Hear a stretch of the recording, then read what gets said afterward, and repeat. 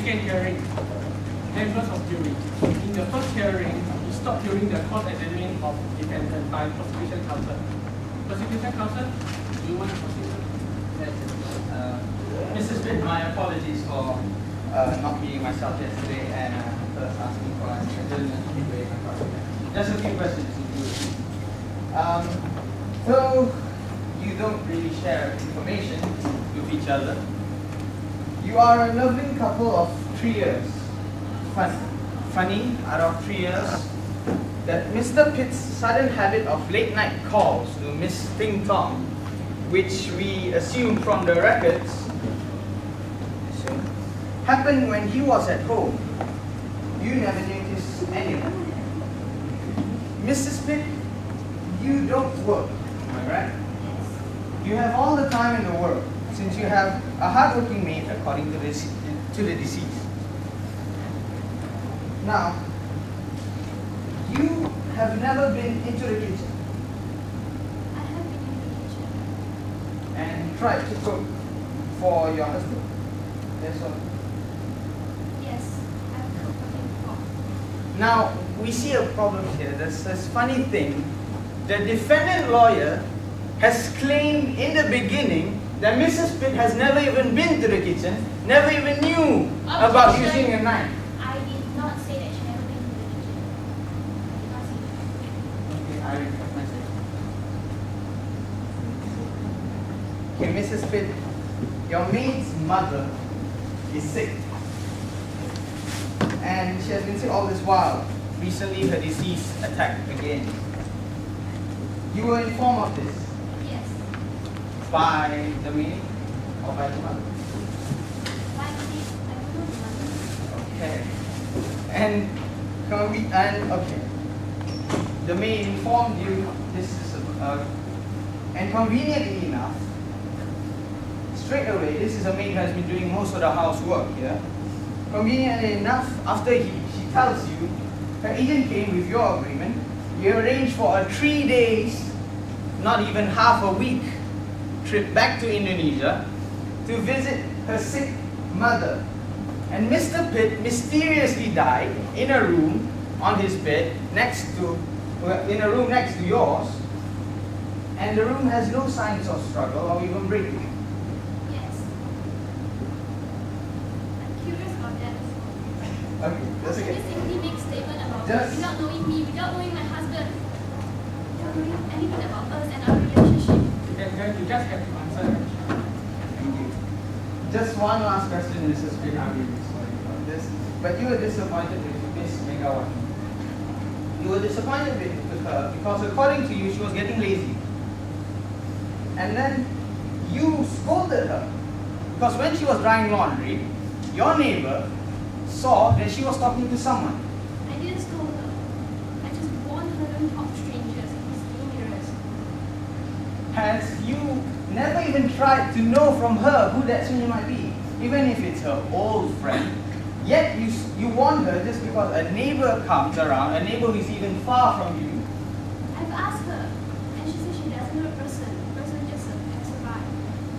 So being a good Samaritan, according to you, is a bad thing. So strangers can't come and ask for something. Well, as a concerned employer, this might seem to be something trivial, is it not? Yet you won. Well, members of the jury, can you see how unstable and how easily influenced she might be? And how she might come into violent inclinations over matters, well, as I have said earlier, trivial matters. No further questions. Defense counsel, you like to call upon your witness. Yes, Your Honor, defense would like to call upon family doctor, Dr. Karamsi.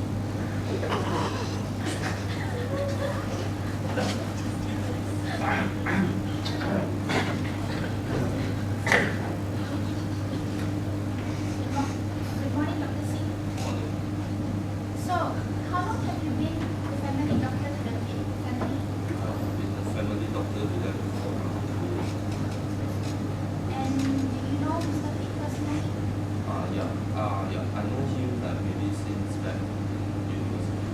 We went to the same university. I haven't heard since then. Okay, so were you the one who confirmed Mrs. Pitt's pregnancy?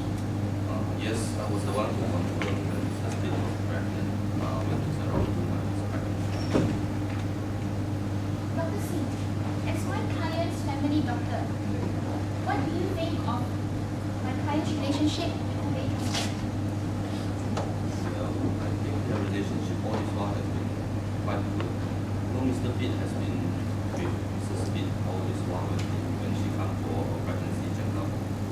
So as an observer and bystander, I seriously think that there's nothing wrong with their relationship at all.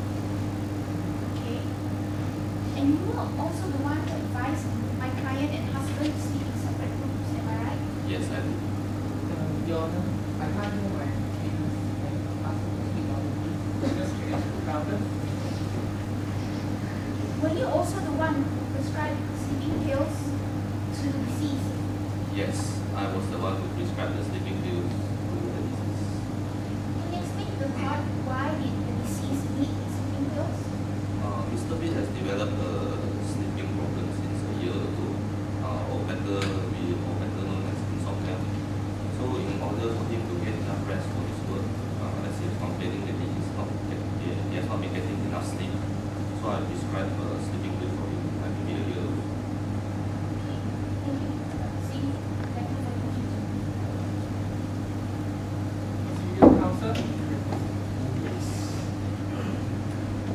So, Mr. Karam Singh, you are Mr. Pitt, family doctor, and you are also Mrs. Pitt, gynecologist. I'm not a gynecologist in this family. Okay. But then, you are also the person who prescribed the sleeping pills. Yes. Will Mr. Pitt take any sleeping pills before that? Before I prescribed the pill 1 year ago. However, sorry. So that means you are the one who prescribed the sleeping pills after that. Yes, I did. However, the one did mention that she claimed Mr. Pitt has a problem due to snoring and not insomnia. He has both the problem. He has both insomnia. So since snoring only occur after sleep, are you lying? As I Is she told- lying? As I've told you, he has both problems. The snoring problem is developed since long ago. However, the insomnia was only 1 year ago that happened.